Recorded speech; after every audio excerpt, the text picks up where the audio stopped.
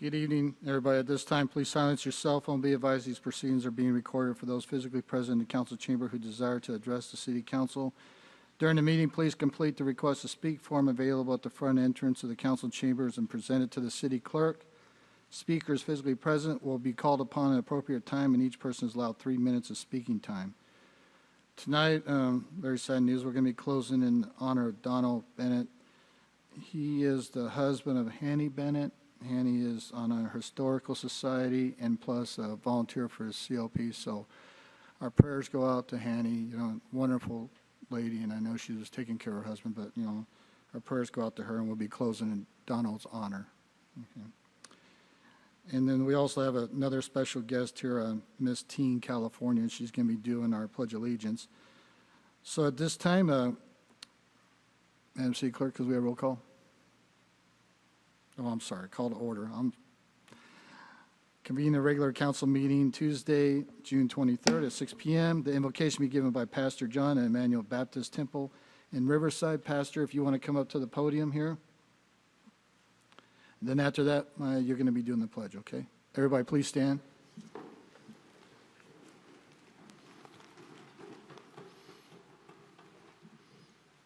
Father, we thank you for the opportunity of inviting your blessing upon this meeting tonight, and we ask that your blessings might come with wisdom as well for each decision that's made. Thank you for the opportunity to be led by the members of this community who have their heart and their mind on the things that would benefit the citizens.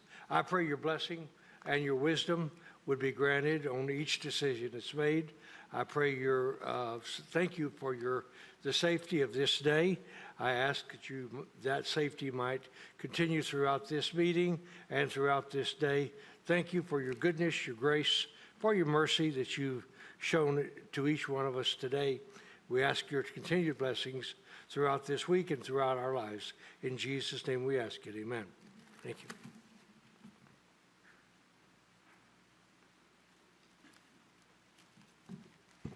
Good evening.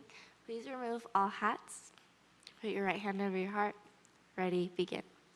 I pledge allegiance to the flag of the United States of America and to the republic for which it stands, one nation, under God, indivisible, with liberty and justice for all. Please be seated. Young lady, well, thank you for representing Grand Terrace. Would you like to say a couple words? Yes, I would. Good evening, Mayor, City Council members, and members of the community. My name is Mia Perez, and I'm honored to be here tonight as Miss Grand Terrace Teen USA, representing Grand Terrace in the upcoming Miss California Teen USA pageant. I currently serve as the ASB president at Colton High School, where I have the privilege of representing and advocating for my fellow students while helping create a positive and inclusive school environment. Leadership and service have always been important to me, and I have been involved in volunteering and community service from a young age. 2 years ago, I had the honor of serving as Miss Teen Colton 2024, and before that, Junior Teen Miss Colton 2023. These were experiences that strengthened my passion for community involvement, public service, and representing others with integrity. I chose to participate in Miss California Teen USA because it provides a larger platform to grow as a leader, develop valuable communication skills, and expand my ability to serve others.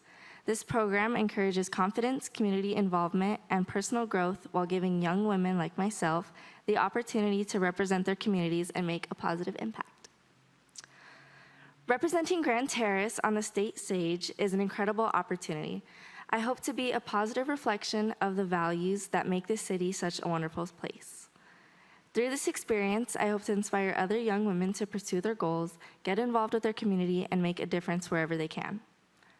As I prepare for Miss California Teen USA, I would sincerely appreciate the support and encouragement of the Grand Terrace community. It is a privilege to represent this city, and I am committed to carrying its name with pride and professionalism throughout this journey. Thank you for your time this evening and for all that you do to support the young people and families of Grand Terrace. I am grateful for the opportunity to represent Grand Terrace, and I look forward to making our community proud. I'll be leaving flyers with my contact information at the info table if anyone has any questions or would like to connect. But unfortunately, I won't be able to stay for the remainder of the meeting, but I would be happy to answer any questions afterward by phone or email. Thank you. Thank you, Maya. Council have anything to say to this young lady? Councilmember Allen? So it was a genuine surprise to me at the chamber meeting this past chamber meeting, whenever I met you and realized that Grand Terrace actually has a representative in the pageant. And I was taken aback, to say the least, and it's just a real surprise, a really pleasant surprise. And I wish you great success. I know that you have sponsorship opportunities, and I'm sure that information's on the table out there for that. But thank you so much for coming this evening. Thank you. Mayor Pro Tem? I just want to thank you for representing Grand Terrace and also for representing the women of Grand Terrace with your leadership and being a role model for the young women of our community. Thank you. Thank you. Well, I want to wish you the very best, and we're praying for you and your family. And I know your mom and dad are very proud, and your brothers and sisters, but Grand Terrace is proud of you. And if you like, we'd like to have you come up and take a picture. And I got a little pin here. It's the key to the city. It won't get you anything, but it's still the key to the city. But you're a winner in our hearts, so thank you very much. Thank you.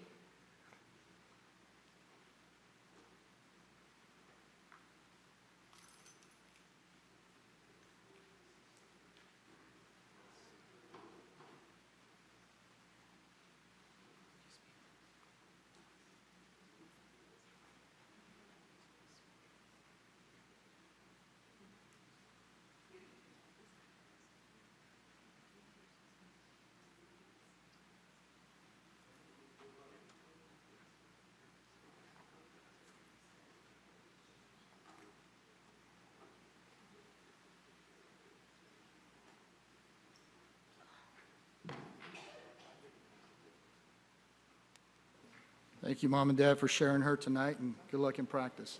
Good luck.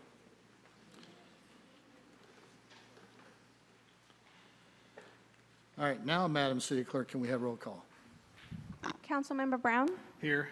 Councilmember Allen, Here. Councilmember Wilson, I am here. Mayor Pro Tem Sabino, Present. Mayor Hussey. Present. Mayor, you have quorum. Thank you. Item A, reordering additions or removal of any items on agenda. Do we have any? Yeah, I'd like to just pull item number 10 for separate consideration out of consent. Pull item 10. Any others for discussion? All right, we'll close the reordering. Item B, public comment. This is opportunity for members of the public to comment on any items not appearing on the regular agenda because of restrictions contained in California law, and the City Council may not discuss or act on any item not on the agenda, but may briefly respond to statements made or ask questions for clarification. The mayor may also request a brief response from staff to questions raised during the public comment, or may request the matter be agendized for a future meeting. Do we have any public comment? Yes, sir. Tony Rosales.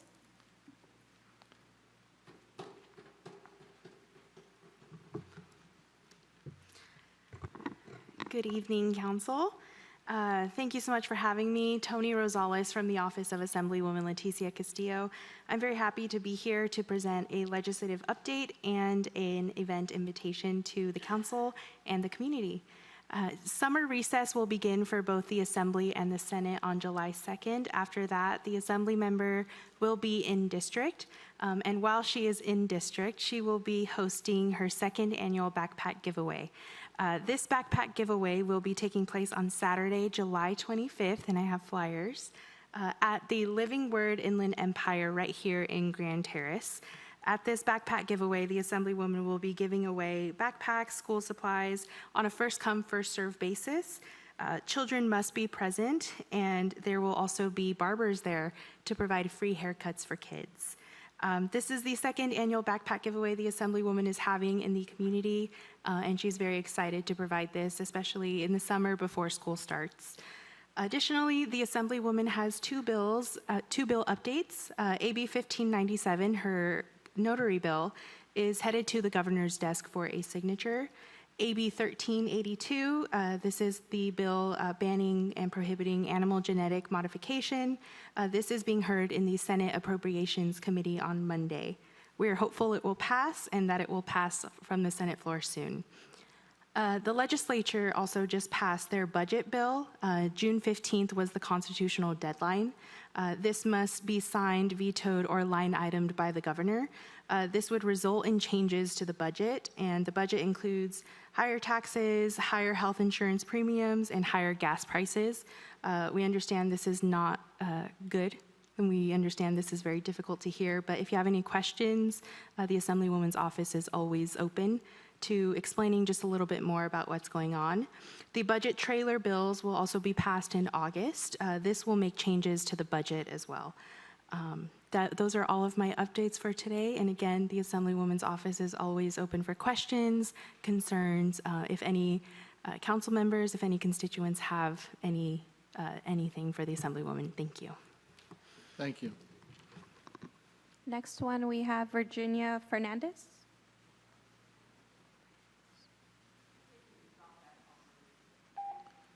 Okay, thank you. It's already been resolved, Daisy. And now we have Jason Greeley.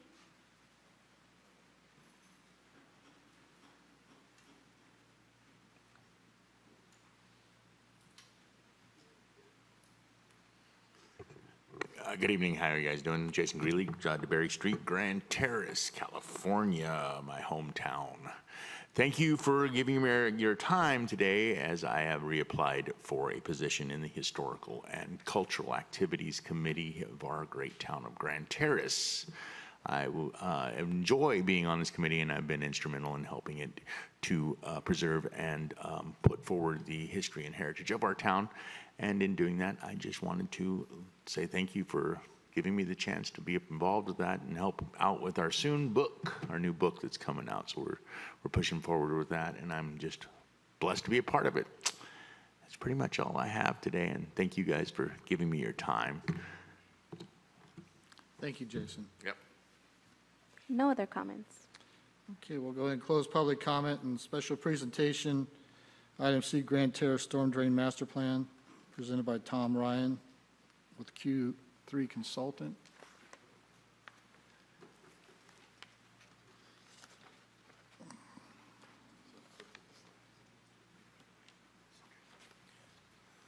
So just as a really quick introduction for this, about a year ago, we got the directive from council to come up with a master plan for the storm drain. This is not a construction plan. It's not a plan for a project. The purpose behind this is for years we've said we have a problem with storm drain issues. We have a problem with handling the runoff.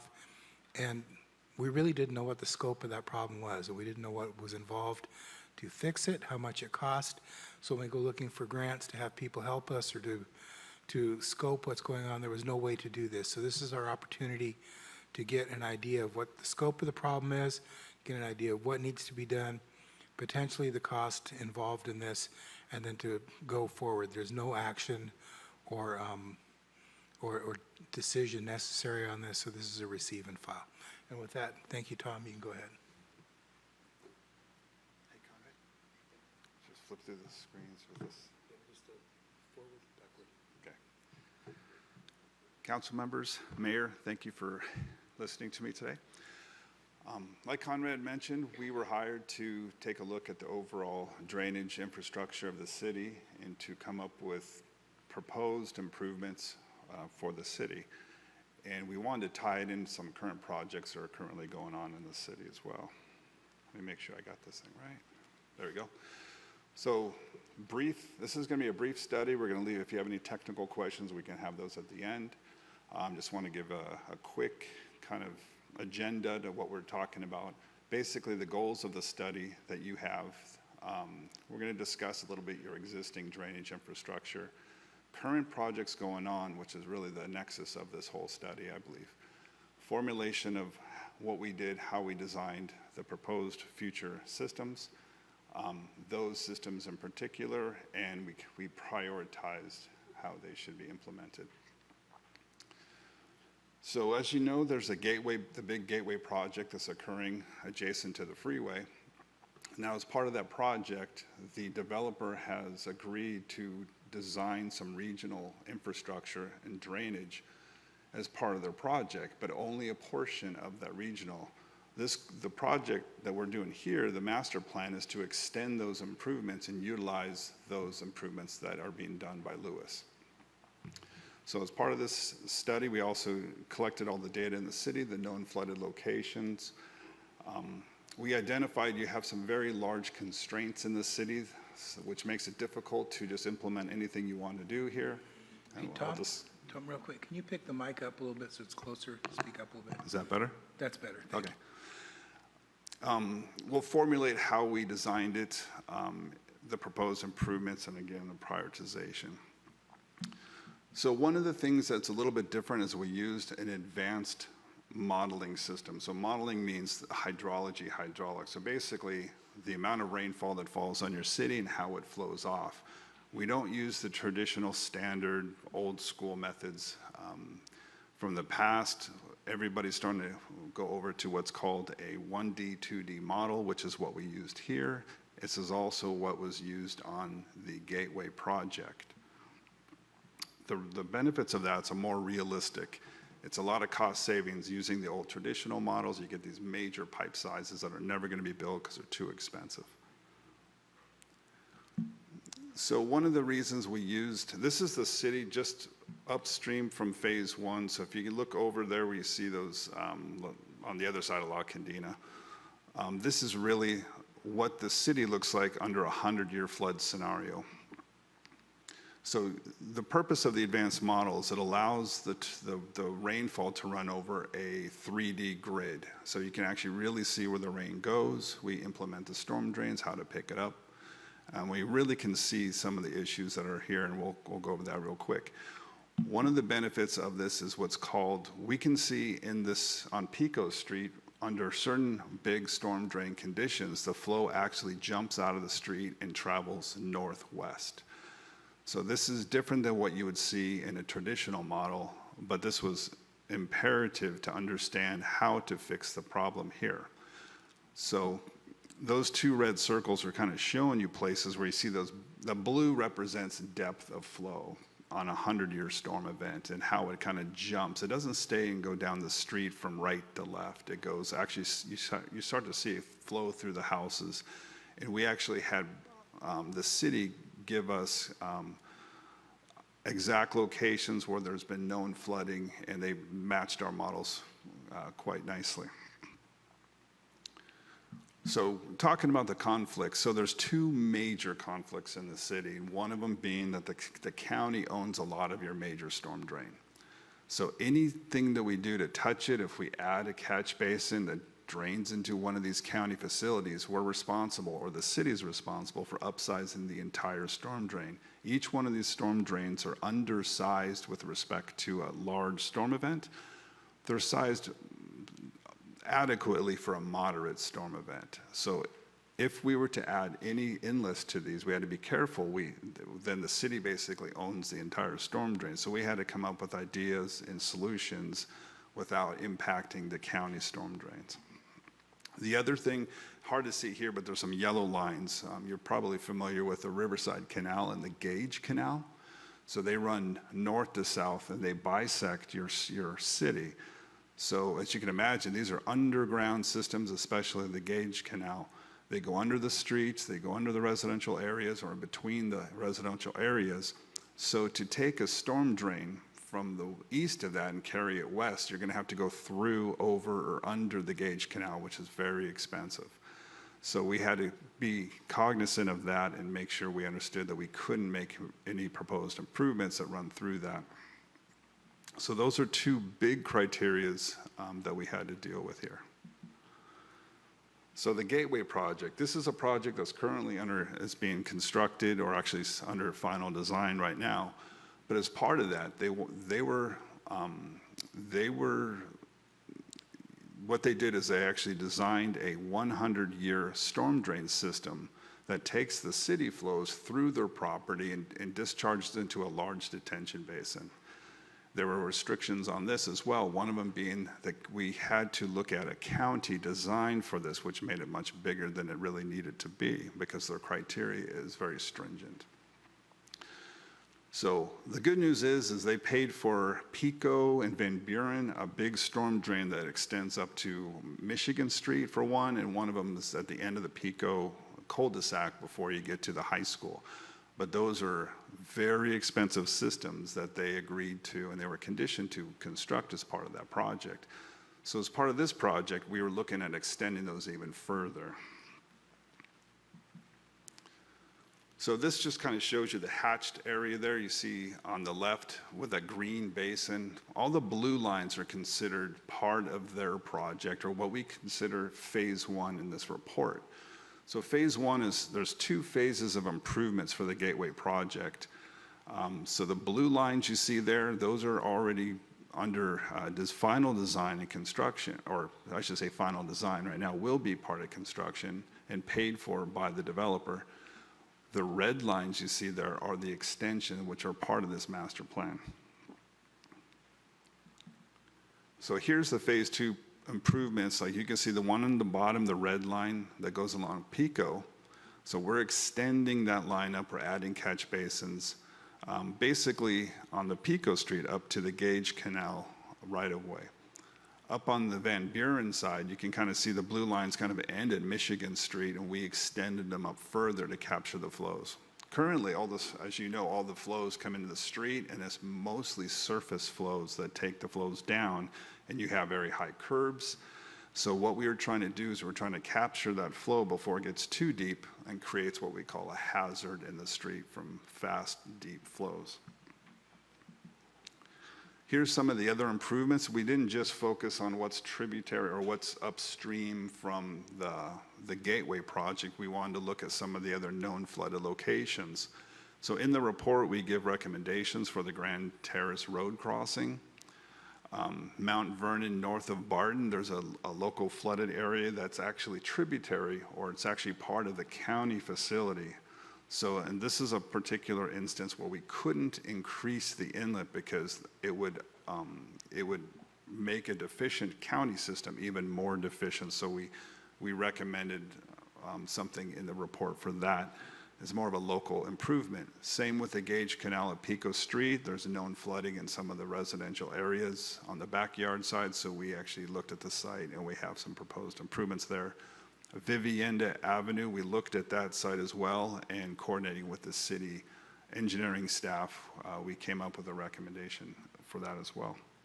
So the focus of this study was really on the known flooded areas because of all the conflicts of what I call the Gage, the Riverside Canal, as well as the county storm drains. We had to be a little more creative of how we targeted and fixed the proposed or the issues at hand. So one of the other crossing, like this is the Gage, or sorry, this is the Grand Terrace crossing. So currently it overtops when it gets blocked, and so we have a proposed plan of how to fix it, and we actually looked downstream to make sure we weren't adversely impacting anybody else. So this is all in the report. And again, this is just kind of going over the existing flooded depths. That's kind of what the results look like. And hard to see on this screen, but in the report it's a little more clear. And then here's the proposed.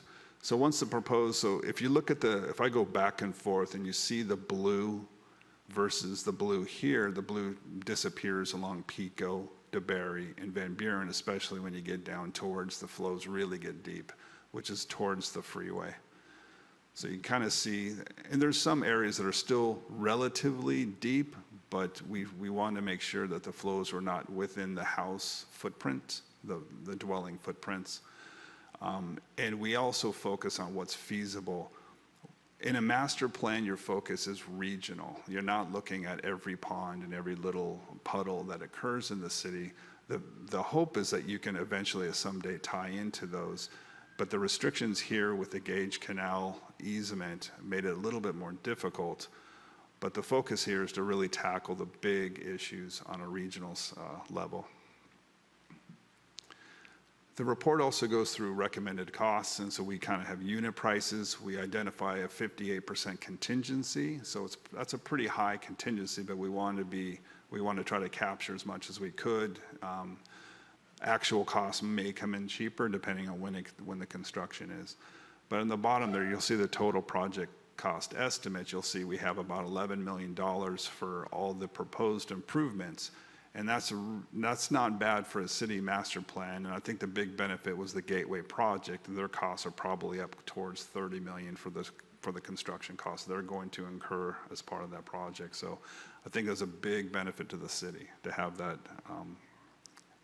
to have them construct a lot of it. Then the last thing we did is we prioritized at when do you want to construct and what's the biggest bang for the buck. Obviously, the phase 1 improvements are already underway in final design. That's the top 2. You want to build those first, and then we recommend making the improvements to Pico Storm Drain, and then the Van Buren extensions, and then the Grand Terrace road crossing.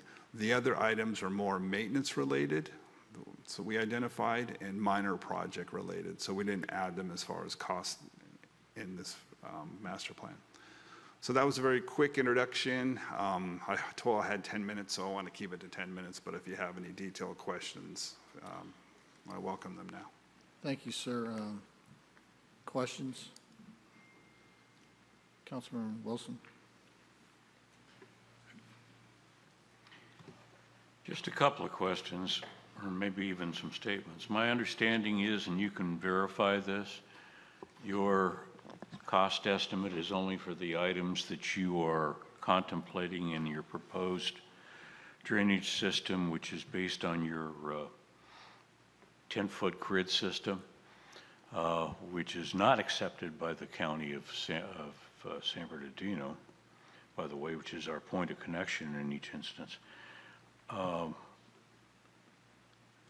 Is it true that the $11 million that is forecasted is really does not include a lot of improvements? And that is because what's been asked is what's it going to take to be able to put in the storm drain? What does not include is all the improvements that will need to be revamped so far as curb and the roadways that will need to be completely overhauled and removed and then replaced, probably curb to curb, and so on. So can you identify for me your 58% contingencies?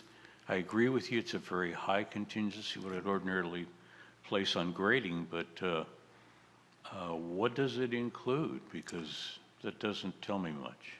So the contingency is right there. You'll see on the right upper part of the screen. That would be junctions and manholes, inlets, the permitting, construction management, surveying. The unit prices actually are higher than normal to take into consideration asphalt overlay and rehabilitation. So we did try to add some padding on the unit prices of the pipes themselves. So those are in-ground prices.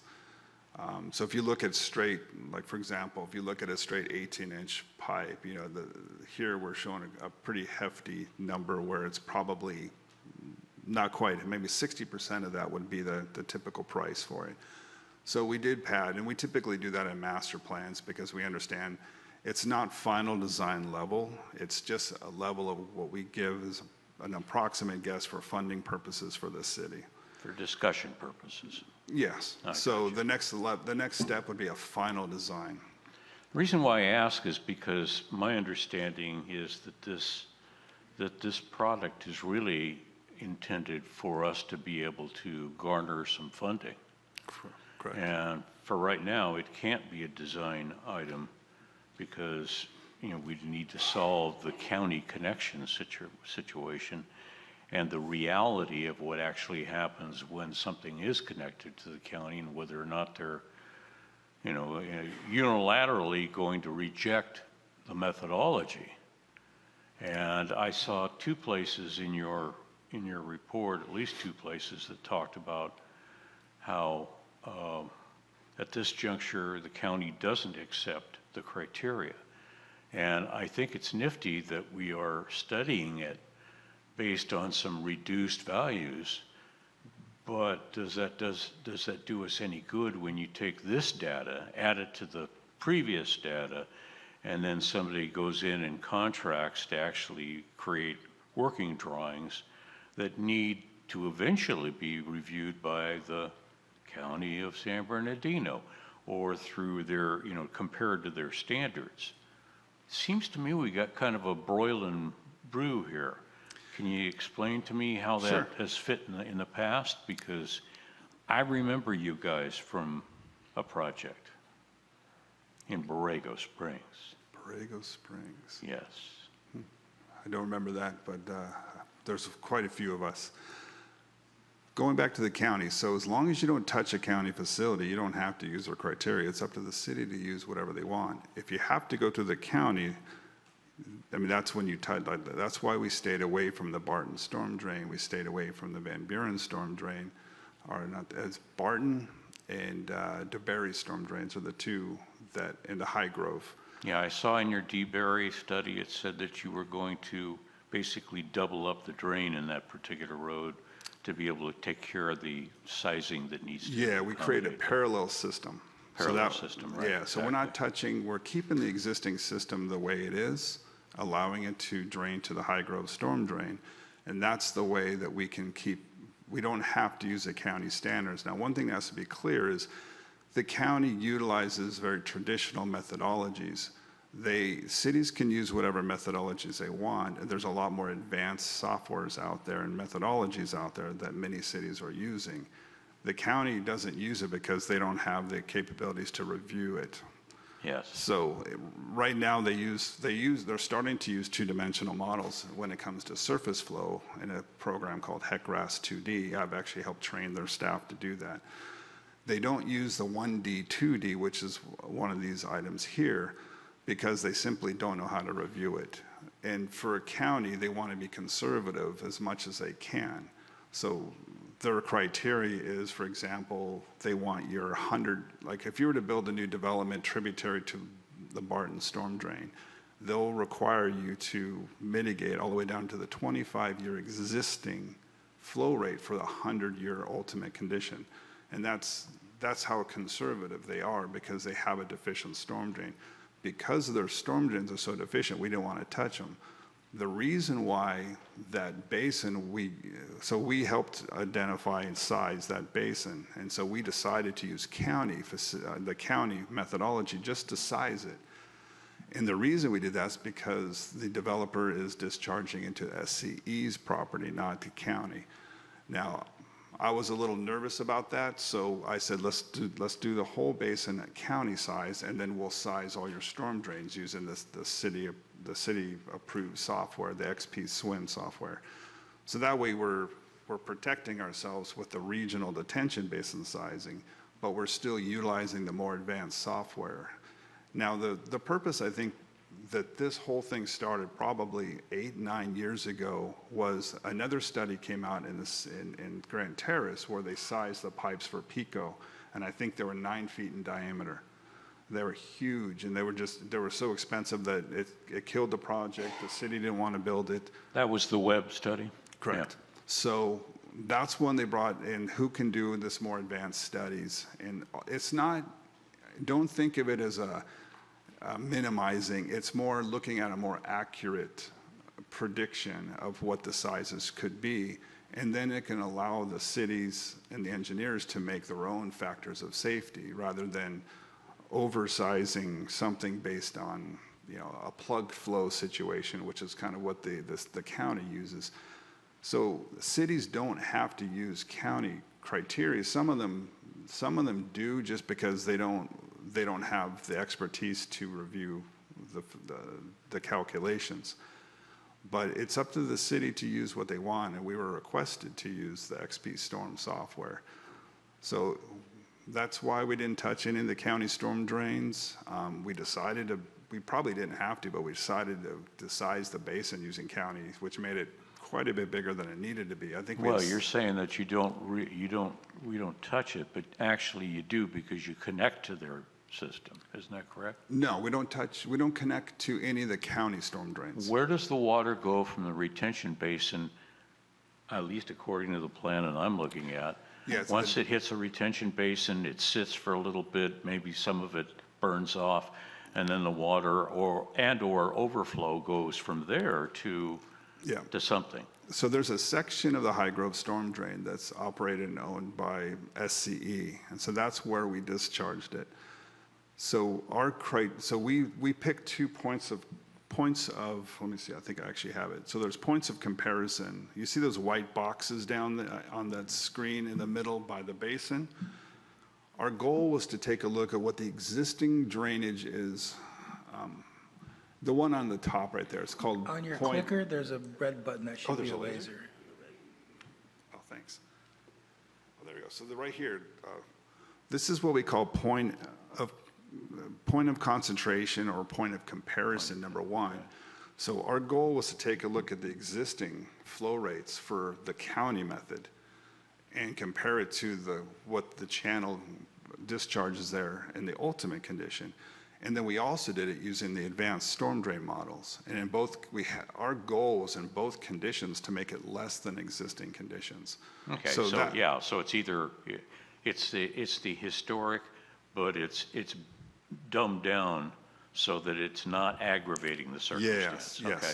No, well, I'm glad you brought up the historic thing, because my understanding is one of the reasons why we're in the conundrum we are is because Riverside has decided in its ultimate wisdom that we won't connect to one of their points of connection. Yes, that was one of the big conflicts we ran into. So this other box you see right here, this white box, right now, PECO's storm drain all discharges to the Riverside Canal. Riverside City even came out and made a huge transition structure right there. It's 5 years old, I think. Is when we approached them with the idea of, hey, we're going to use the Riverside Canal as an overflow, and it's going to be less than what it is today. So all those minor storm drains, the 5-year, the 10-year, the 25-year, you're not going to see anything. You're going to have a great benefit. 100-year, you're probably going to see what you would see normally in a 100-year for the High Grove Channel. They said, absolutely not. We want you to take 100% of the water out of that. You're not allowed to discharge anything. Okay, I have a question about that. Yeah. Since when do they have that right to do that? My understanding is that this water is not any different than water rights. Water rights, when they have historic water rights, you really can't interfere with that. In relation to historic drainage, it's the same circumstance. They can't all of a sudden step on you and say, oh yeah, you can't do that. And that's since Western days. See, that was my argument to the city of Riverside. They would say historically when the canal, even before the Riverside Canal wasn't there, it would theoretically go down the High Grove Channel.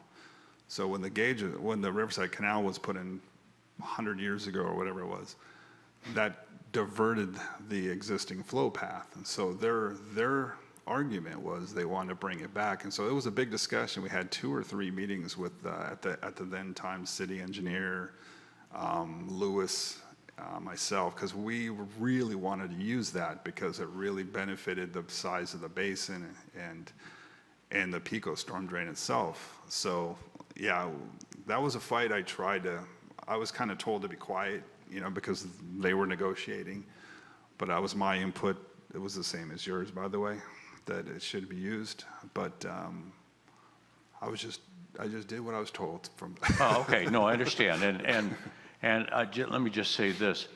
This is not the first time we've run into the city of Riverside in relation to their stuff. Gage Canal runs down through a portion of one of our roads, and a developer wanted to develop a project there. And their statement was, well, you can't go over it. Can't go over their canal. And we said, well, that's kind of stupid. What about the driveways that are down the street? So, that developer kind of pulled away from that. Mm-hmm. And to me, this is a pull away for us too, because now we're having to go through all kinds of calisthenics to try to do something different just because the city of Riverside decided to dig in their heels. I'm not happy about that at all. And Yeah, so I agree with you. Just making that statement. Last question, because I realize what this is for, and I get, what we're trying to do. I think we're probably going to have to add a lot to it before we sit down with anybody at a state or federal level before we're able to actually look for some kind of funding. I'm a little bit concerned about how the data that you produce is going to translate into a civil engineered drawing. Because the last I understood, civil engineers use their elevations, their points of flow line and so on. They design their streets. It isn't on a 10-foot grid. Now, a grading plan might be, but when it comes to trying to translate one into the other, no bueno. So how do you solve that? Well, all the 1D, what we call 1D, which is the pipes, the curbs, all the stuff you see in the model is based on elevations. So those are actually true elevations. So when you see a pipe in the model, like we have another submittal to give to the city, which is kind of the backup data. You'll see the profiles of the pipes that we're proposing, and they have elevations and flow lines and hydraulic grade lines and all the things that you typically see in an engineering In a drawing. storm drain system, yeah. Yeah, gotcha. so more and more we're starting to see design based on what they call hydrodynamic modeling. So it's even though the surface is based on this 2D, two-dimensional flow values, the pipes themselves, we calculate how much flow gets into those, and then those are based on, just like the engineering drawings you always see. You'll see a profile, you'll see a top of surface, you'll see all of that. So there's nothing that'll change that you'll see from that. And like if we were to click on the model and pull up one of those storm drains, you'll see a pipe, you'll see the surface, you'll see elevations, flow lines, hydraulic grade line. You'll see all the same stuff. It's And your just, civil engineer, say a civil engineer who's hired to do the drawings, will be able to translate the stuff from your 10-foot grids out to their points of connection. For example, in a curve, there'll be a curve, a top of curve, and then there will be, a flow line down below that that'll tell you what the flow line of the curve is and where you're transporting the water. And they'll be able to translate that stuff, or are they going to sit there and put their finger in their nose? what we've done with the Gateway project is we provided them the flow coming down the streets.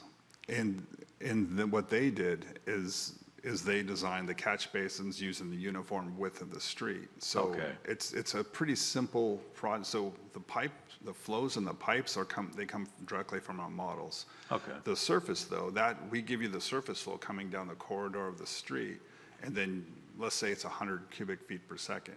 You would have to identify, the slope of the street. You would identify how many catch basins it requires to capture that much flow, and design it that way. So that's how the Gateway project was completed. So you do that on the flow lines, you do it in the center line of the street, or how do you? You have, what they did is they had a survey of the street, because when you go to final design, you need final survey. So they had the survey of the street, and we give them the 100-year flow rate. And what they did is they used the standard models for Right. catch basin calculations, just like you would normally do. Very good, because we're going to be asked to receive and file this report. Yep. And I'm a little hesitant to receive and file it if, our final payment is going to be on something that really is useless to us in the long run, other than. You can use it, yeah. And we're actually going to give you the models in a readable file, because this is a proprietary model, but what we do is we can code it so the city can open it up and just click on anything and see how big it is, how much flow it is, and all that. So, and that can be given to any engineer, as well as, there's other models that are free that you can use to extrapolate the data and size the pipes. Because again, this is a master plan, so if you were to do final design, I would look at it a little tighter. Like I'd probably use a 5-foot grid, but I would just take that flow rate, and you don't even have to use grid. You can use standard methodologies to identify what you need to do. But yeah, And there's quite a few areas that, just for our information, Sure, quite a I few know. areas where the curb's going to go from like 8-inch to To like 12-inch. 18-inch. Yeah, so in we order had, to be able to accommodate the flood circumstances. yeah, there's a couple of breakout points where other areas of the city had 12 to 18-inch curves, but then they disappeared, and that's where the flow is breaking out. So we were proposing to keep it in certain areas just to contain it in the street and capture it. And you give a dry lane. So you got a dry lane in the center. Okay, thank you. Yep, Thank you very much. yep. Any other questions? So this is receive and file. Do we need a motion and a vote on this, City Attorney? I believe so. All right, so we're going to receive and file. Thank you very much, Tom, for that report. So our next one is going to be,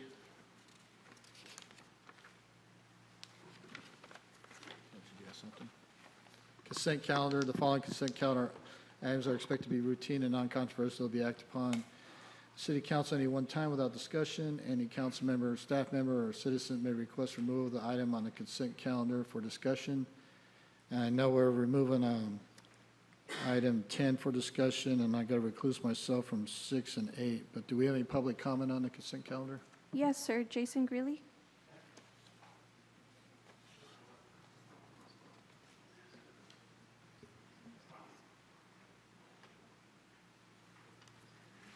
Hi, I'm Jason Greeley, DeBerry Street. You might remember me from such great hits as I was up here 20 minutes ago. Yeah, Historical and Cultural Activities Committee. I love it.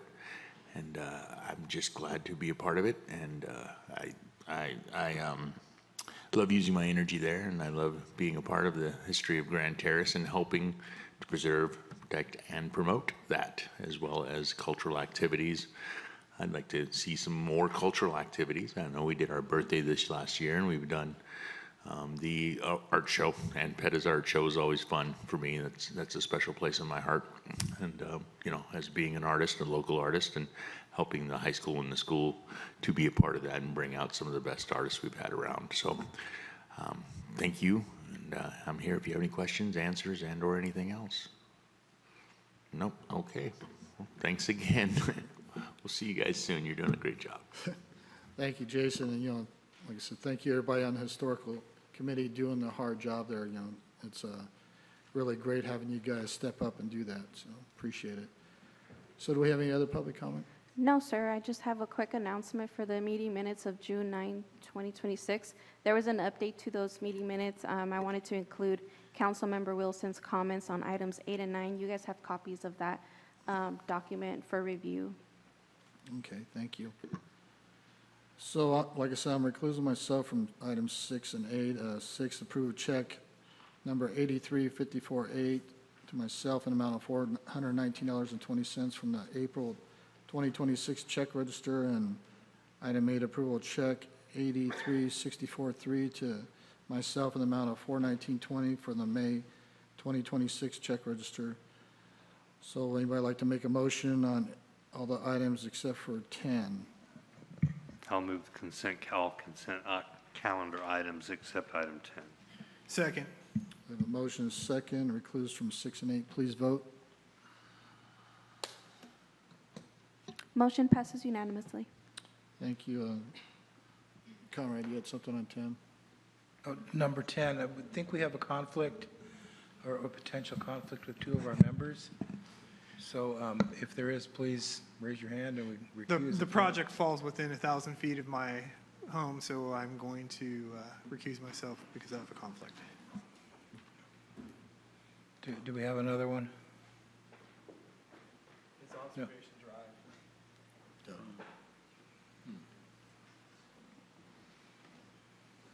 Thank you.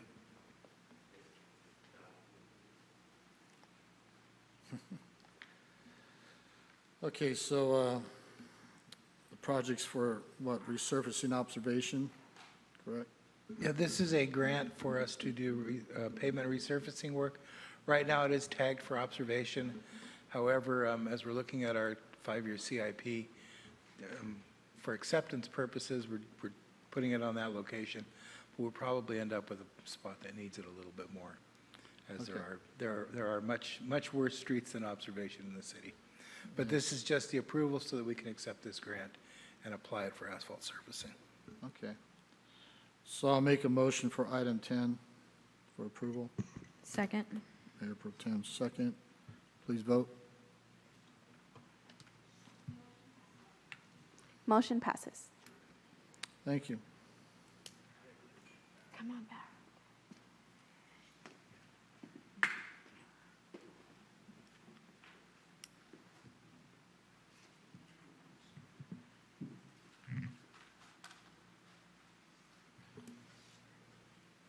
Okay, item E, public hearing. First reading introduction ordinance approving zone code amendment ZCA 2603, zone change ZC 2602, environmental review E 2603, resolution approving general plan amendment GPA 2602. So presented by Gabriel. You want to? Okay. Welcome back. Thank you. Good to see you all again. So this presentation may seem a bit familiar to you.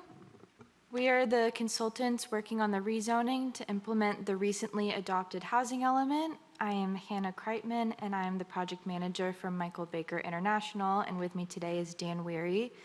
The city, utilizing grant funding provided by SCAG and SBCTA, hired our firm to implement the housing element rezoning program and achieve housing element compliance.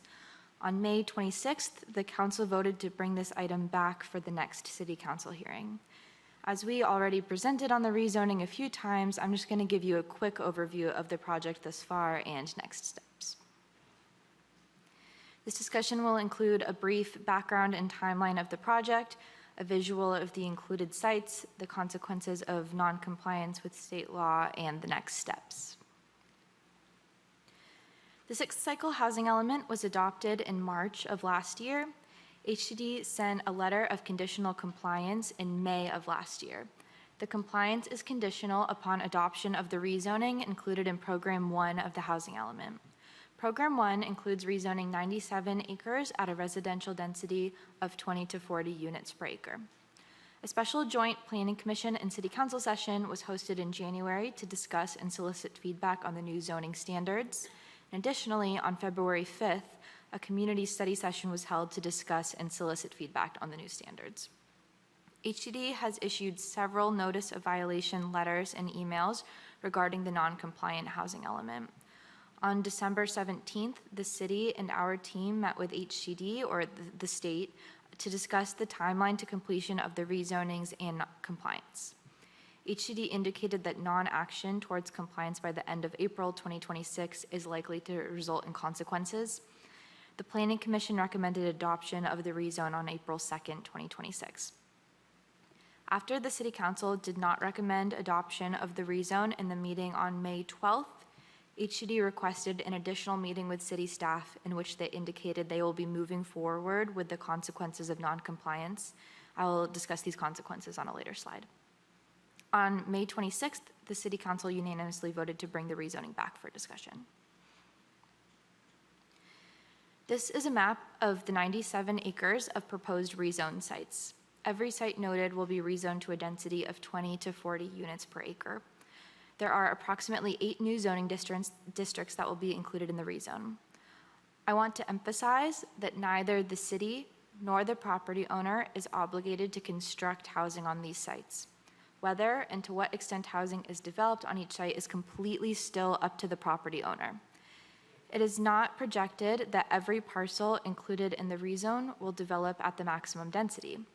A realistic rate of development based on the Southern California Association of Governments, or SCAG, estimate is an average rate of about 32 units per year. Listing or mapping a property as a rezone site to implement the housing element does not require the city or the property owner to develop the property. The primary role of the housing element is to demonstrate capacity for housing development in the city. Rezoning a property to increase density does not require a property owner to develop, and all current uses may remain. If new development is to occur on one of the rezoned sites, that is when the new standards must be followed. The rezoning will increase the development potential of the included parcels and is intended to increase opportunities for property owners should they decide to develop. As required by the state of California, on sites rezoned to meet the RHNA, projects in which at least 20% of the units are affordable are eligible for by right approval, which will streamline the development process for developers and property owners. The compliance of the City of Grand Terrace's housing element was due on October 15th, 2021. Since the housing element was not found in compliance in 2021, the city is subject to builder's remedy until the housing element is found in substantial compliance.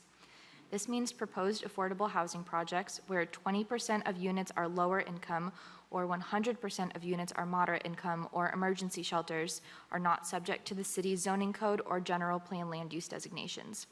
The city may be required to approve these affordable projects unless the project has an adverse effect on public health or safety, is in violation of state or federal law, is proposed on land zoned for agriculture or resource preservation, or does not have adequate water or sewage facilities to serve the project.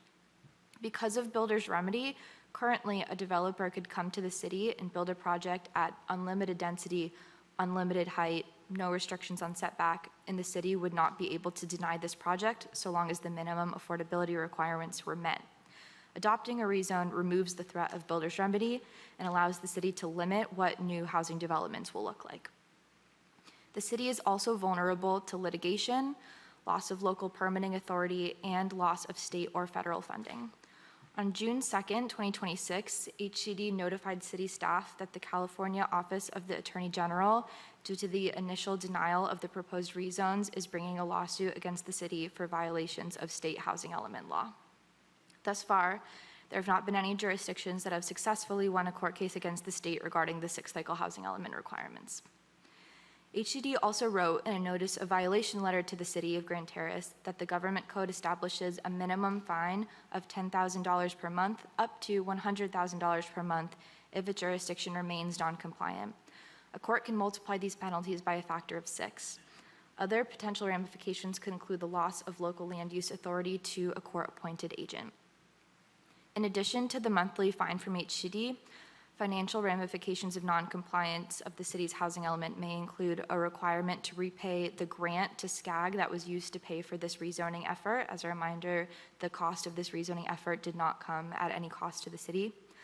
Costs to revise the sixth-cycle rezoning, cost of potential amendments to the sixth-cycle housing element, cost of potential amendments to the land use element, costs of the seventh-cycle rezoning program should the rezoning implemented not be able to cover your next cycle's RHNA, which will come in the next couple years, as well as legal fees, fines, and penalties when sued by the state or housing advocates. In May of 2025, HCD issued the letter of conditional compliance to the City of Grand Terrace, noting that full compliance would be reached once rezoning is complete. Therefore, the next step would be recommendation of adoption of the rezoning and associated revisions to the zoning map and general plan. Once the rezoning is complete, we will notify HCD of the adoption and send the zone to HCD for review. Then the city will receive a letter of substantial compliance for the 2021 to 2029 housing element. Thank you so much. I know this was a much more brief version of the presentation you have previously heard, but if you have any questions about specifics that we've covered in the past and not today, please let me know. Thank you. Councilor Allen, you have a question?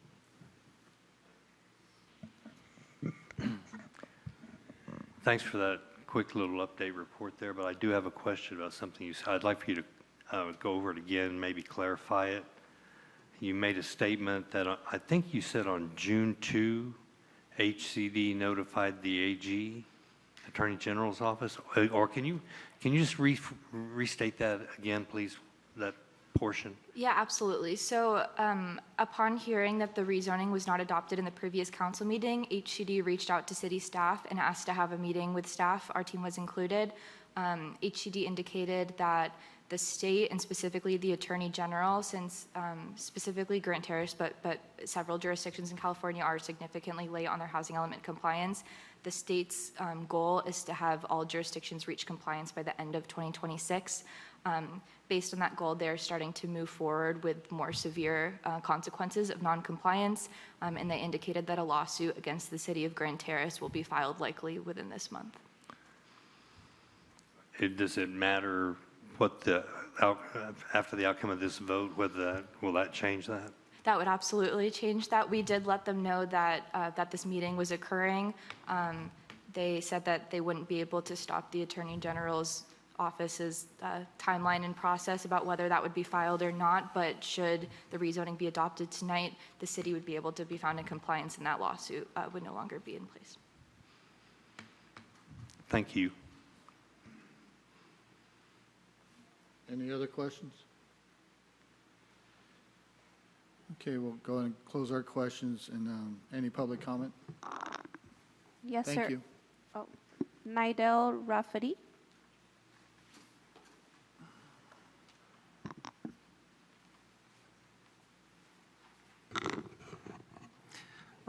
Thank you very much. Back again, because what we continue to hear is that this is coming from the state and they're going to be basically intimidation factors on the city.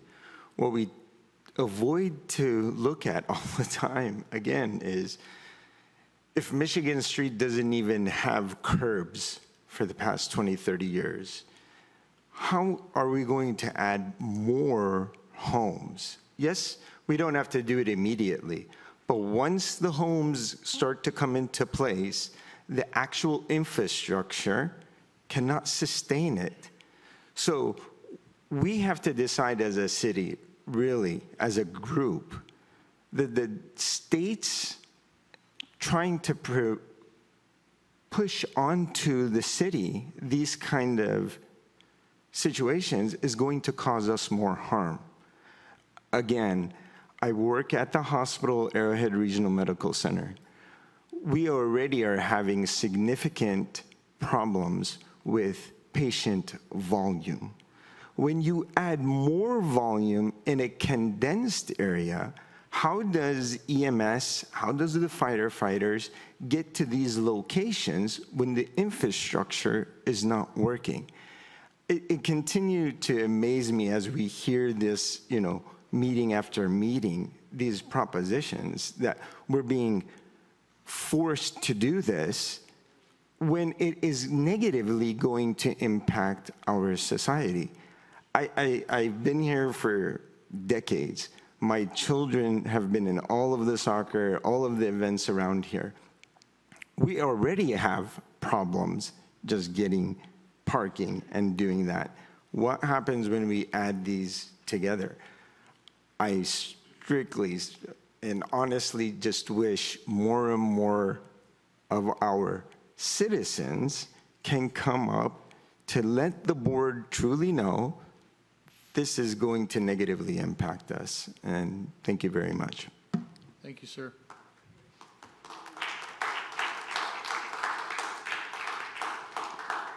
Sandy Campbell.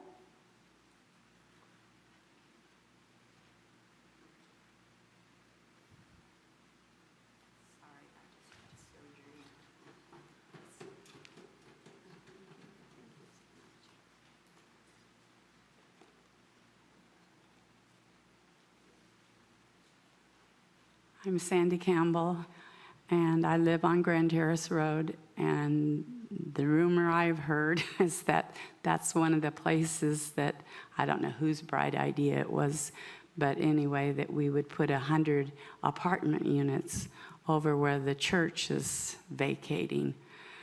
And I just felt physically sick when they said that, because we can't even, on his note, we can't even get our end of the street redone because there's supposedly so many streets that are worse than Grand Terrace Road, which blows my mind since we get all the cross traffic that comes off the freeways, and we have all these other things on Grand Terrace Road that we absorb a lot of traffic for. The doggy park, the church, the senior center that's always having events, and then of course the school. And it's just, we can't get out of our driveways. And to me, this is one of the worst places you could even think about sticking more housing, because like I said, we can't even get out of our driveways, and the people coming through, they don't care. They don't care, and they honk at you, and if God forbid I take my RV out, I have to send my son out into the road to be possibly run over because they drive like bats out of hell. But I appreciate what he said, and I hope that it just seems like we're such a unique thing. And when I just heard that more than half of the people in California live below Bakersfield, it's like, how about we get an incentive to everybody that comes in? They have to move northern. But I know they would love that, huh? But, it seems like there's ways that you can go and, I don't know, protest or make some kind of a plea. Don't keep doing, we're so sandwiched in, with one freeway on one end and then Blue Mountain and the other freeway.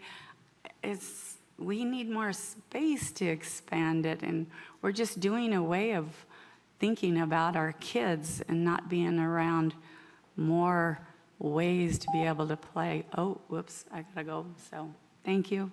Thank you. Appreciate it.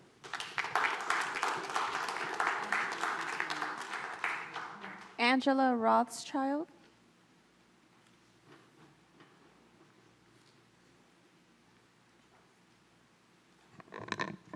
Hi, good evening. Honorable Mayor and members of the City Council, my name is Angela Rothschild. My husband and I are residents of Grand Terrace on Grand Terrace Court and the corner of Grand Terrace Road.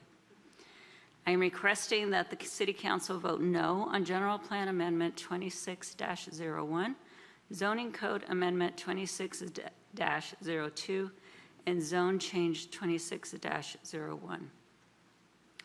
I'm sorry, I'm extremely exhausted, so I'm just winded. The state does not mandate a 97-acre expansion today. It requires a baseline allocation that our city can fully satisfy using only 24 acres. If I remember correctly, the planning consultant stated they inflated these zoning maps to forecast requirements for the next state housing cycle.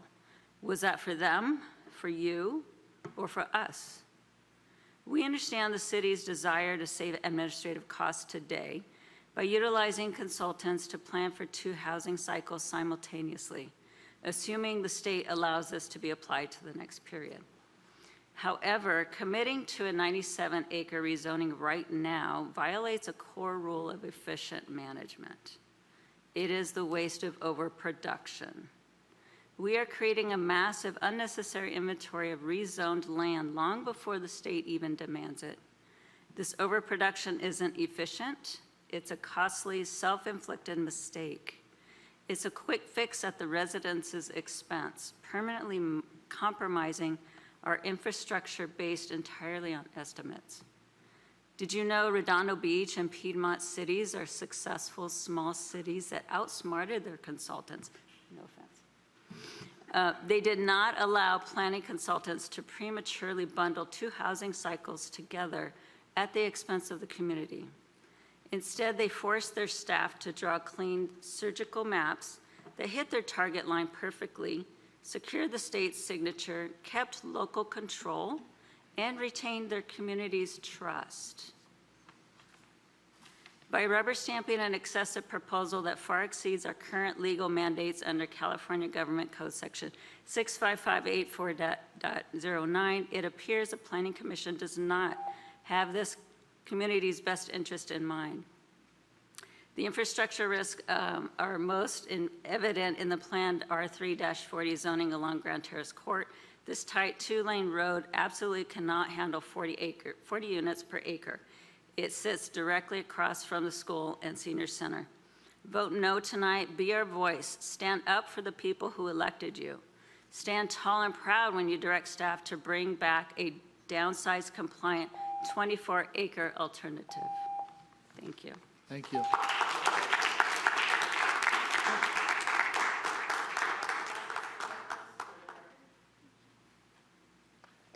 Hugo Cortez.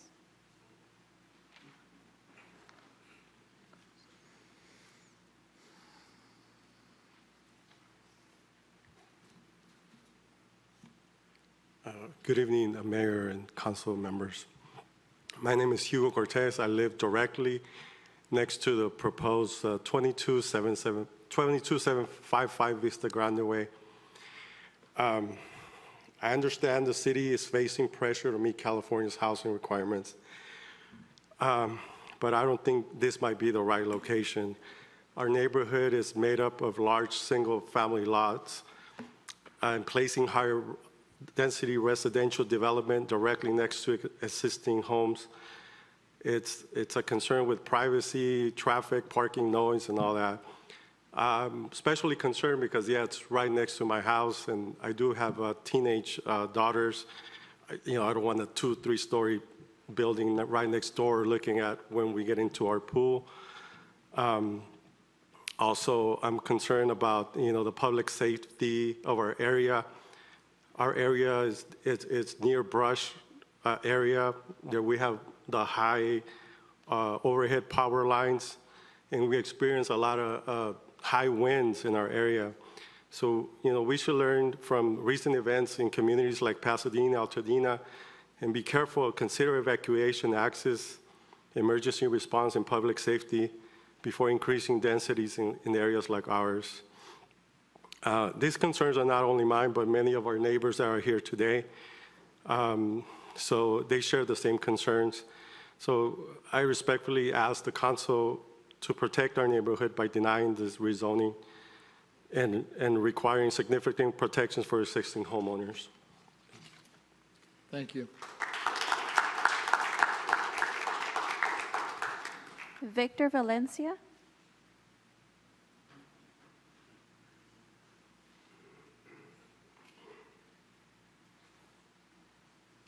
Good afternoon, City Council, Mayor. My name is Victor Valencia. I moved to Grand Terrace in 1995. My friend Mario recommended Grand Terrace to me, and it was the best decision I ever made. Small town community, great place to raise kids, just an awesome city. But I don't see where we have the room to continue to keep growing. And I think the city should fight the mandate from the state saying that it's a requirement and stuff like that. If there's a way to appeal it, the infrastructure can't handle the volume of more people coming in. The fire department, the police department, the city roads are tore up. I live on Honey Hill, and that road needs to be repaved. We got cars coming down Honey Hill doing 40, 50 miles an hour. Mount Vernon gets packed. Barton Road gets packed. There's not enough egress access into Grand Terrace to handle more flow for more people, for more communities. So I don't agree with this more big housing units. We got big apartment complexes already in Grand Terrace, but Grand Terrace is just too small to continue to grow. And so I think it would ruin the environment, the small town environment, the kids, safe place to grow up, So I would like to see the city fight for us, get it, appeal it, talk to whoever in the government that can help us. I think there's ways around this, and so I'm encouraging all the council members and the community to get involved to try to discourage this continued growth and big giant apartment complexes. We like to take walks along that road. We like the view. There's big power lines. Edison shut the power off for days and days and days. I don't know if there's enough infrastructure to handle more people. I just don't think there is. And like I said, the roads, the wear and tear, the police, the backup, it's just a lot more expense and a lot more traffic. It's just going to make a bad thing worse. And so I'm encouraging the city council to fight for us and do whatever it takes to make this, to stop this thing. Thank you. Thank you, sir.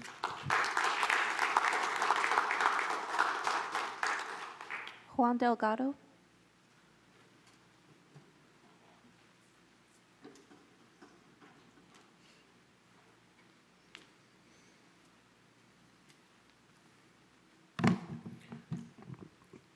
Good evening, Mayor and Council. My name is Juan Delgado. I live on Grand Terrace Court. I grew up in Colton, and I had friends that lived here in Grand Terrace, and I always thought I wanted to move to Grand Terrace, and I finally moved here. What a lot of the people have already spoken about, it's the small town community that draws us here. If you notice, a few weeks back when you had this issue here, the room was packed. So I went around when you guys decided to vote this again and talk to neighbors. They're discouraged. They have lost confidence in you, and I understand why. So when I looked up what the duties of a council member is, I looked at the definition, and what I came up with is several duties, but one of the things that stood out was the representation part. And it states that they advocate for the interests of their constituents, residents of their specific district or whole municipality, and oversee city departments. So then when I looked what advocate means, because I know what advocate means, it says an advocate is a person who publicly supports, recommends, or pleads the cause of another person, group, or policy. I understand your position as a council member is serious, very important, sometimes be stressful. But you chose to take that endeavor on, and we elected you and we trusted you to take the best interest of the community. I don't think that is the case right now. As somebody else had stated, the minimum requirement is 24 acres. Why are you pushing 97? We are at maximum capacity. Everything that everybody has said so far is true. It's falling on deaf ears with the Planning Commission because we were here for that. It's falling on deaf ears because we were here the last time. So now I just want to say that I am disappointed with the city and its determination to disregard the requests of the residents that you represent. The Council and Planning Commission have committed a huge disservice to the community of Grand Terrace by allowing the state to dictate the proposed disruption of quality of life in Grand Terrace. We have asked you to amend the proposed rezoning amendment to reflect the minimum required 24 acres instead of the 97. It's fallen on deaf ears. We feel the Planning Commission does not have the best interests of the residents of Grand Terrace. We ask that they be removed from their positions. We start with them. Furthermore, as one of your constituents, I'm expressing my continued disapproval for this proposed action and project. This will have a huge negative impact. As an advocate, as a representative for us, we expect you to have those relationships with Sacramento, build those relationships, and fight for us. We don't see that. We constantly hear by the consultants, by the city attorney, of what the sanctions are and what the city wants. We're not hearing what you guys are doing for the residents. Thank you.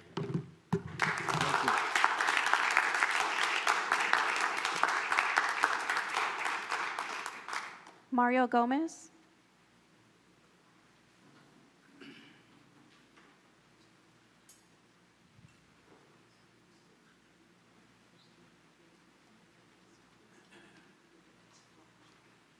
Yes, good evening, Council, Mayor. I'm speaking as a resident of here in Grand Terrace on Vista Grande Way. And what I understand that the Council and everybody has to decide on what route to go, what steps to take, and what we're up against. You all know what we're up against. These people here know what we're up against. I feel that there should be a medium that we can meet and figure something out so that it does not disturb the residents and the way we live. As it is, I know that there's parcels that need to be done and to do what you need to do with the parcels, but the one that we're all concerned about mainly is right here where the church is at. The church has been there for all the years. The view is right, but if you can understand that, even just talk about the 4th of July, people pack that street just for they can see the view and all the fireworks. The road is not comparable to what the amount of traffic we have. We have the fire trucks sitting there just controlling people for fire burn, number one. But when they put the dog park there, that brought in enough traffic that we are overwhelmed. Trash and no light and just the movement of the people. To even think of moving that church out of there and having the apartments or whatever goes after that, there's no room to even widen the streets. So the way of living that we have there, that we're accustomed to, that's what we stand up against for any change. anywhere else, if it would fit into the city, fine, but, you know, we don't want to overwhelm ourselves with population and housing, and that will bring the crime and bring all the stuff. I've understood that the sheriff didn't have a lot of stuff to do, so they, you know, they do things that other cities wouldn't even think about doing because of the crime. But, you know, I see different things happening. I've been here in the city for over 30 years, and I respect this city, I love this city, and I just want to make sure that we come out with the right decisions and to get along with the authorities over us to see how we can work this thing out. So please, you know, it might even include a couple of prayers. So thank you very much. Thank you.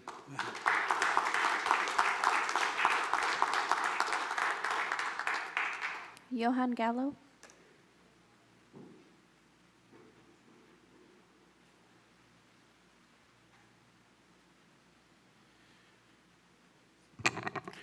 Good evening, Johan Gallo, Grand Terrace resident for over 44 years. Been up here many times. I was talking to Councilmember Brown a while back, and the definition of insanity is keep doing the same thing over and over and expecting a different result. That's where we are. Living in our city and looking at the impact that's come upon us because of the state mandate puts us behind the 8 ball.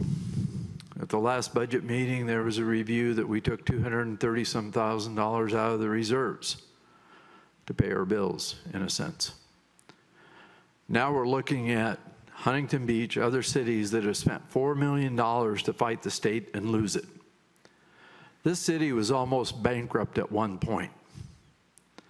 If we're going to continue fighting this and fighting the state, with wonderful Bonta up there who loves to sue everybody but doesn't do his job, coming at us to file a lawsuit against us, where are we going to get the resources and the money to pay that?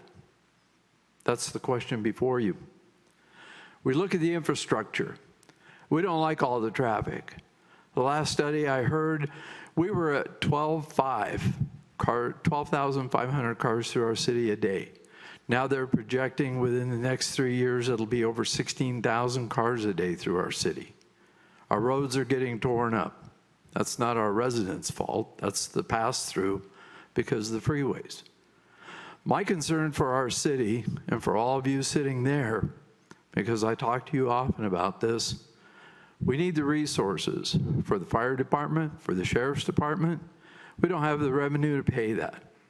Additional housing would help pay that through property taxes. Lord knows what Sacramento just did to us behind closed doors after hours, where they passed more taxes in 5 different categories this past week. So in the end, you have a tough decision tonight. The Baker Group did their job. Our city attorney's done his job. We need to move this thing forward to keep our city from going bankrupt. Because if we end up getting sued, that's where we're heading. Thank you.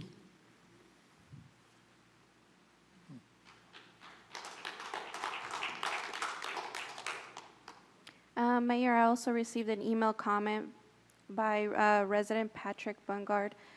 This will be filed with the clerk's department. Okay. And there are no other comments. All right, thank you. We'll close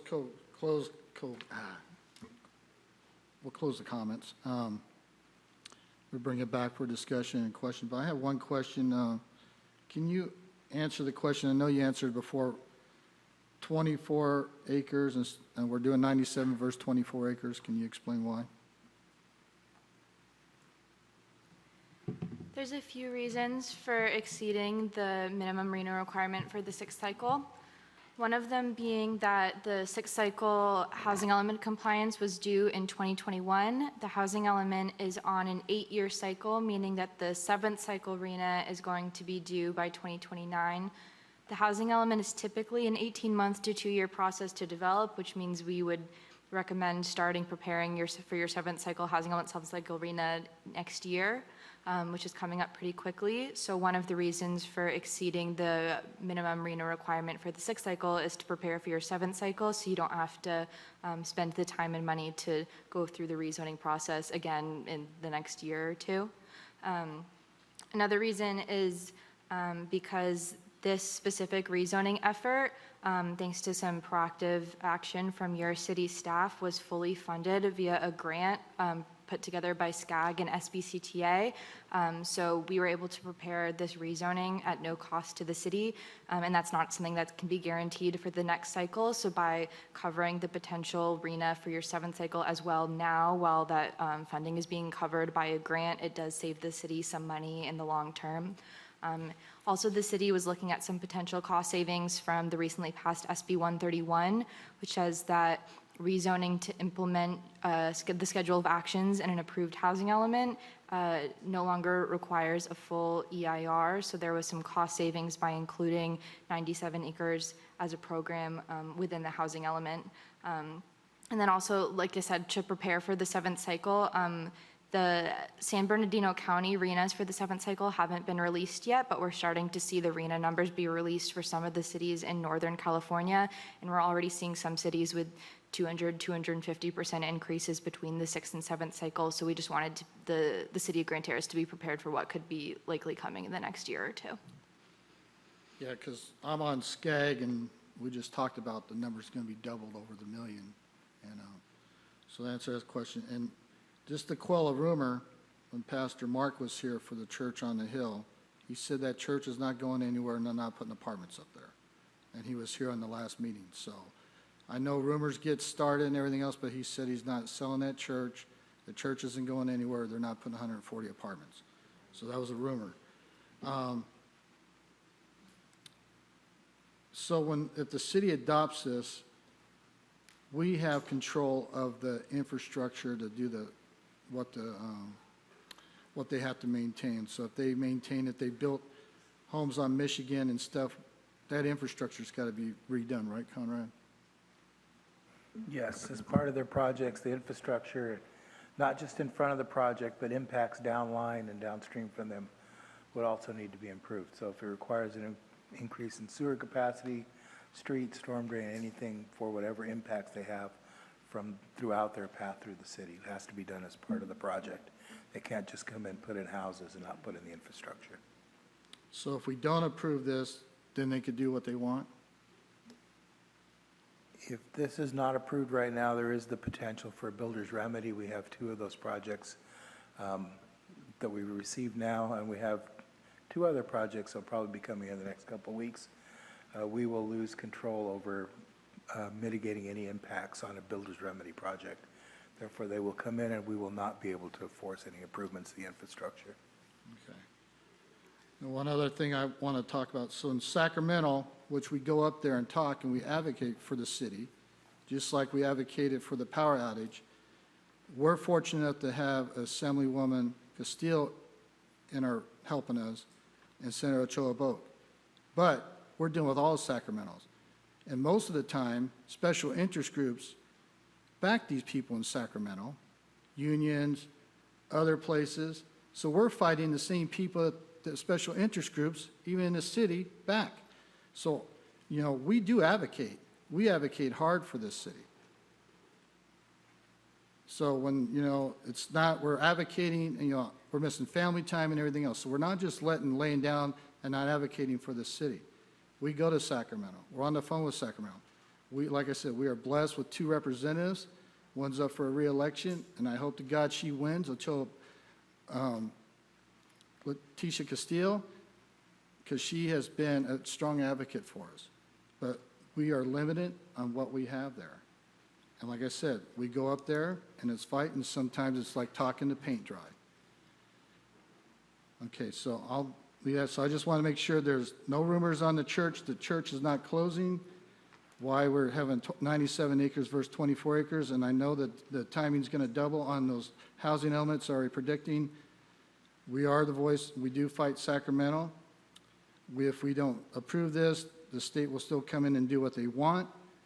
And that's all I have for that. Council, you have anything to add to anything or any questions or deliberation? Councilmember Allen?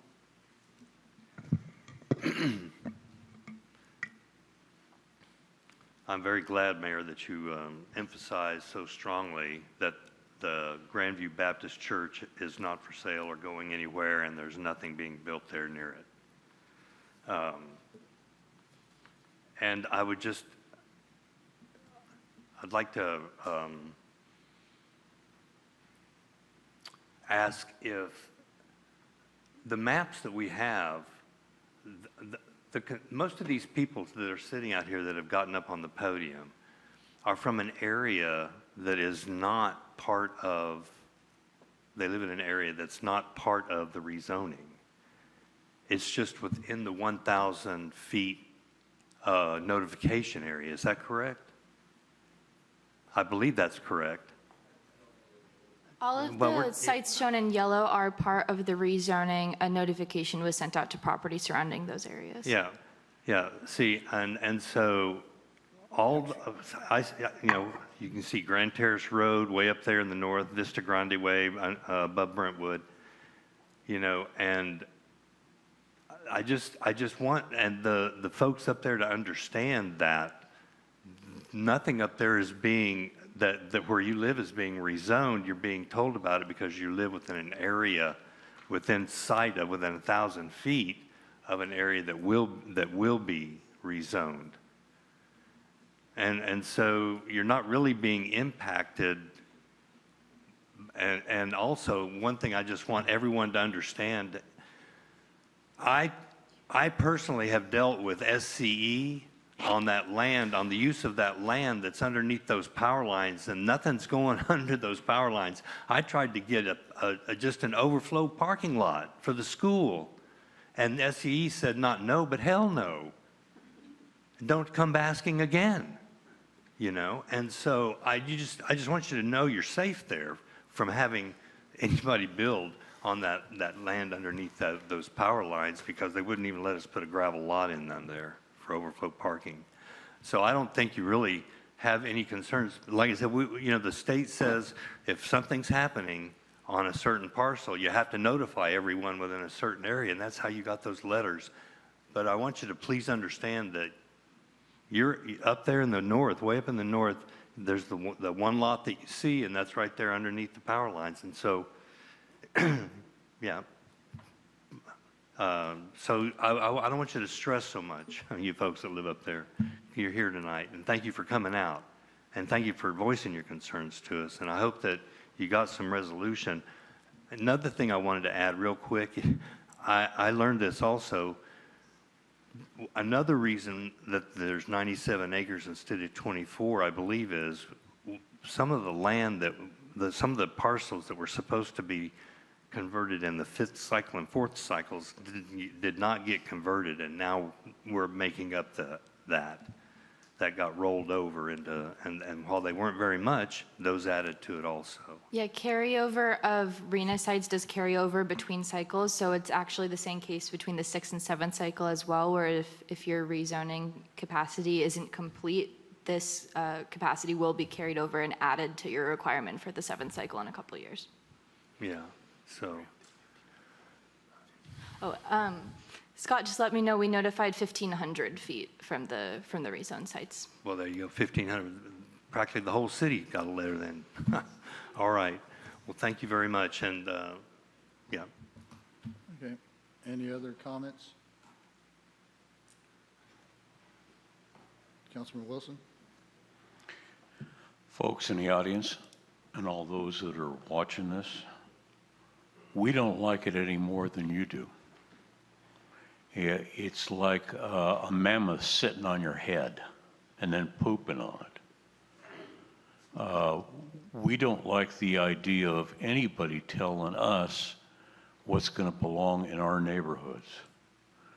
We know that any money that we spend trying to fight state mandates, not only are the state mandates unfunded, you got a governor who won't even bother answering the phone. He won't talk to the regular people. We've been up there several times, and you're talking about a set of legislators, with the exception of a couple of them that have been representing us, that couldn't care less. The state of California is centered in Silicon Valley. And even though we actually produce more here, in fact, in the Inland Empire, we produce more substantially, and we have a better production rate. We're a long ways away from Sacramento, and the reality of the situation bites, unfortunately. And so what we have to do, and what you've charged us with, is to look out for the entire citizenry of the city of Grand Terrace. That's been the goal from the start. From 1978 when this thing was incorporated, and we had a lot fewer people here, until the present day and into the future. You know, as somebody brought up on Grand Terrace Road, their roads are, you know, subpar in some places. Yeah, you know why? They're 70 years old. You know, just Mount Vernon and Barton Road, portions of that are almost 100 years old. And they weren't put in right to begin with. So, you know, the standards have changed. And we're trying to upgrade everything to the standards that are current, that make sense, that can be depended on for 50 years at a time. But when you get up to 70 or 100 years worth of infrastructure, even the city of Los Angeles has had to replace a lot of their corrugated metal storm drain because people run over it and it ends up egg-shaped and it falls apart. So part of that is just regular maintenance within the city. But if you accuse me of not representing this city, I've been on the planning commission for 21 years. So put your money where your mouth is. The main thing is that we have to look at the overall health of the city 50 years in advance. And is it worth it to us to sacrifice sheriff's service and all of our ordinary service and any other kind of services that we can provide as a city just so we do a fruitless lawsuit against a mammoth? Those people up there don't have any other thing to do other than to draw retirement and to show up at court. So we have to look at it and say, hey, what's our best interest as a community? We don't like it, but at this juncture, we think out of the column X and the column Z, that our best path is to vote on this thing, to reconsider it, and then vote on it. And then it's going to be up to you whether you sell your property or your neighbor sells your property or whatever else. Right now, the way this game plan is set up, it's smoke and mirrors. It's garbage. The state has artificially created a zoning situation that would answer the question of affordable housing. But can you imagine a developer going back in there and wiping out a roadway and then turn around and rebuilding a complete roadway along with storm drain and sewer and water and the whole shooting match? By the time they get done spending all the upfront costs, that project doesn't pencil. So I'd be really surprised if you ever see anything passed about a two-story. But the state can walk away and say, yep, we proved it, we checked the box at your expense. So if you want to talk to somebody, talk to the state. Talk to that numbskull that doesn't answer the phone called the governor. I mean, he's a lame duck at this point. Why not? Anyway, we're doing our best, guys. We really are. And we listen to everything that you say. And we greatly appreciate your participation in the process. We can't do it without all of us. But know that we're doing our absolute best to try to protect your interests. And not just somebody in some special spot, but everybody. That's all I got to say, Mayor. Thank you. Like Councilmember Wilson said,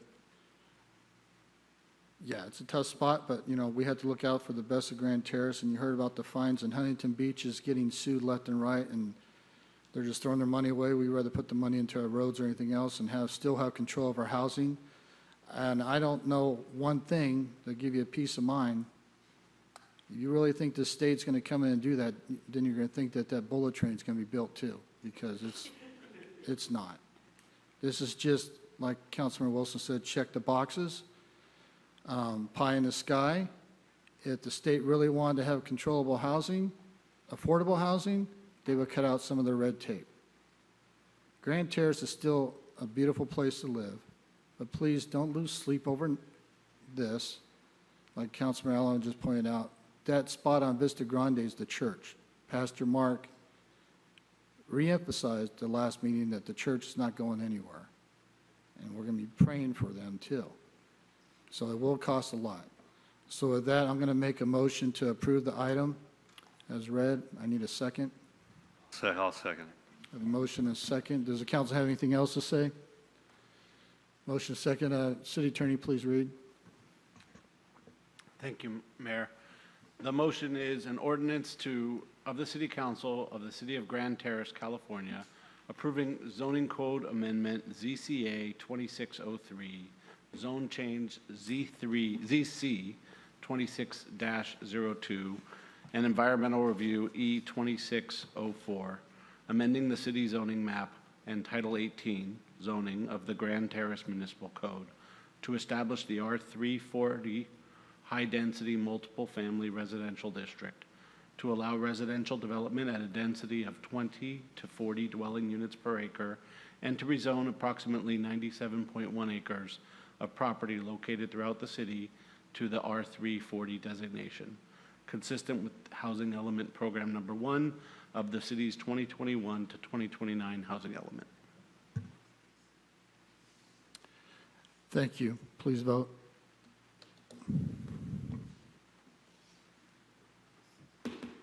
Motion passes. Councilmember Brown has voted no, and Mayor Pro Tem Savino abstained. All right, thank you. And residents, please trust us. We still have your best interest in heart. And so we'll go ahead and close that. I'm going to take a 5-minute recess. We'll come back here at 8:45, 7:45.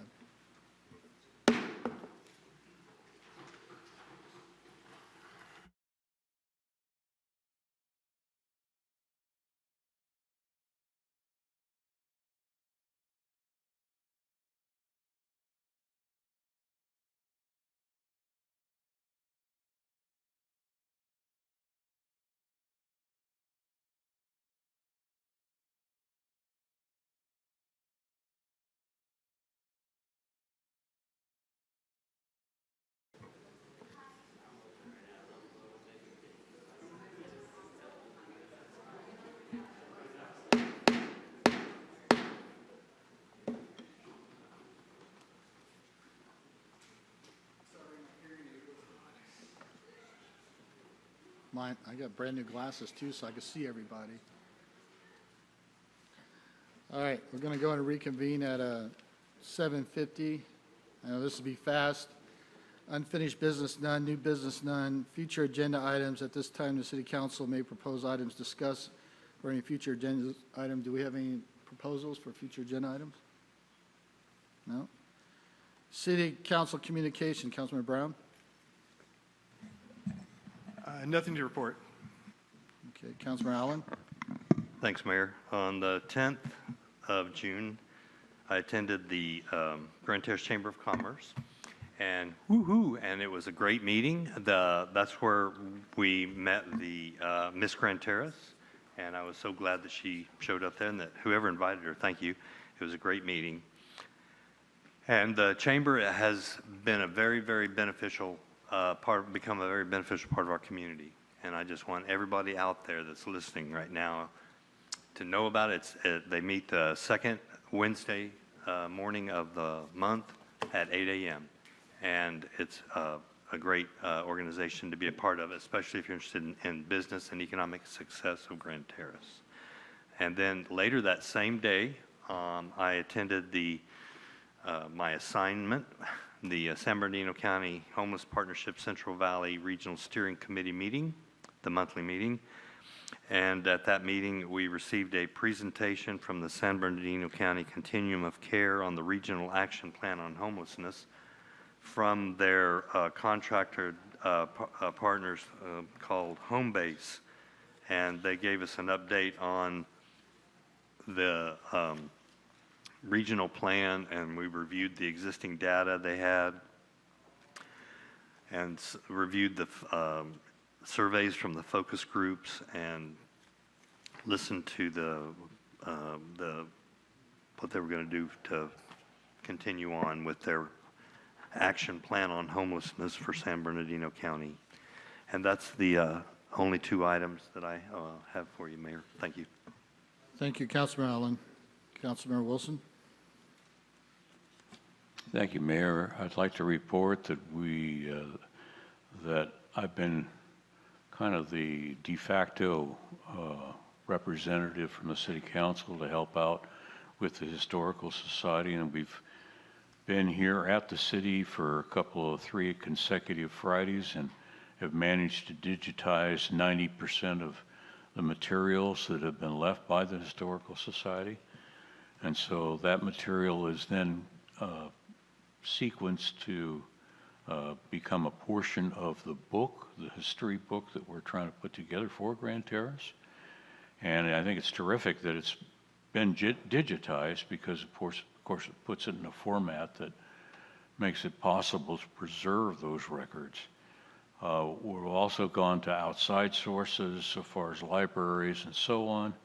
And our next move is to cooperate with the GT News and see if we can't incorporate some of the materials that they gathered over their many years worth of business, with the intention of putting together the historic book that will, you've seen them, they're at bookstores all over the place, and they're little manuals that are about half the size of a book, and it'll tell you the early history as well as businesses and information about the hometown heroes and city council members and so on, and tell you, it'll be available to students to be able to check out, and it'll give the people that live here some roots in relation to Grand Terrace. So we're working diligently, and I appreciate the efforts of the Historical Society and all of the members. And we've had a couple of assistants from the college, the local colleges. And so we're working on it, and I can proclaim progress. And that's all I've got, Mayor. Thank you. Mayor Pro Tem? Nothing to report at this time. Okay, thank you. Well, I just want to report and wish everybody a happy Independence Day come July 4th. The country's 250 years old. Went through a lot for 250 years, but please, please don't light the illegal fireworks. I know fines will be going out. I know Redlands is a $1,000 fine for any fireworks. But please be cognizant of your neighbors. People do have pets that get scared. Make sure your pets are, have their tags on them. Make sure they're secure well. And, be cognizant of people who PTSD, because it does affect them. It affects my grandfather when he hears it. And also, I don't know, Christine, on this backpack giveaway, will they be qualified for the Community Benefit Fund? I think we did it one other time. Because it's not a church program, it's a giveaway for backpacks for school kids. I'd have to look into it. I think we did it one other time, but it was a church that did the backpacks themselves. And because this is right at fiscal year end, we wouldn't have a council meeting to award it. All right, well, just something if we could look into it or something. I can take a look into it, but I don't believe so. Because last time it was a church that did the backpacks with the supplies. Yeah, because, I know it's going to be at a church place, but the assembly, the state's running it, so, with haircuts and health screening. And it's open for everybody. They're not going to be talking about, church and stuff. They're just going to be handing out for kids. I'd have to look at the qualifications. Okay. All right, thank you. Item J, communications for city manager, sheriff's department, city manager. Nothing to report. Lieutenant? Yeah, I'll just kind of discuss 4th of July, and I believe Chief is going to discuss it as well. So we're going to have some joint operations out there with fire and code enforcement, doing some proactive patrol around the city on 4th of July and the week leading up to that, and probably the days after even 4th of July for proactive patrol on illegal fireworks in the city. So again, just you mentioned it, and I'm sure the Chief's going to mention it as well, but the conditions are very dry out there right now. Just making sure that we're not firing off those fireworks there. So it is a hefty fine, anywhere between $1,000 to $1,200 for the fine. Your fireworks will be confiscated, and you'll be issued a citation on the site. So let's keep it safe this 4th of July, and then that's all I have to report. Thank you. Chief? Yeah, the same. Happy 4th. The vegetation is extremely dry. Don't let it fool you just because it's still green. We're putting proactive patrols along with the sheriff. We're also putting extra resources out between the county and the city to patrol the areas and have extra resources on in case we do have a large incident that occurs. We're also putting the command team together with an incident management team that will be monitoring the situation throughout the county because on top of not only the fireworks, there's a potential for a large weather system to come through that could potentially bring us a substantial amount of rain. So we're monitoring both at our EOC. So again, have a good time, but the aerials are not allowed and the vegetation is extremely dry. Don't let it fool you. Thank you. Thank you. So closed session none. We're going to adjourn, and then Hanny, you're here, Hanny. So thank you for coming back for the historical site, but we're closing in the honor of your husband, Donald. And our prayers and comfort are with you. And if you need anything from the city, please let us know, because you have given so much for the city. And, we're blessed for you, having you do this. And, I'm sorry that you're going through this right now, but we're closing in his honor tonight. So if we don't mind, if I could just do a little prayer for Hanny right now, I'd appreciate it. Lord, just thank you for gathering us here tonight, Lord, and I just wish that, Hanny and her family, just comfort that she needs for this time of need, God. Lord, when we take our first breath, when we take our last. But I just ask that you just be with her and just, give her those beautiful memories she had with Donald. And we just thank her so much, God. She is such a blessing. But just be with the family, God, when they're going through this, and just give them comfort and know that we love them. In Jesus' name I pray. Amen. So next city council will be July 14th at 6 p.m. Thank you. God bless.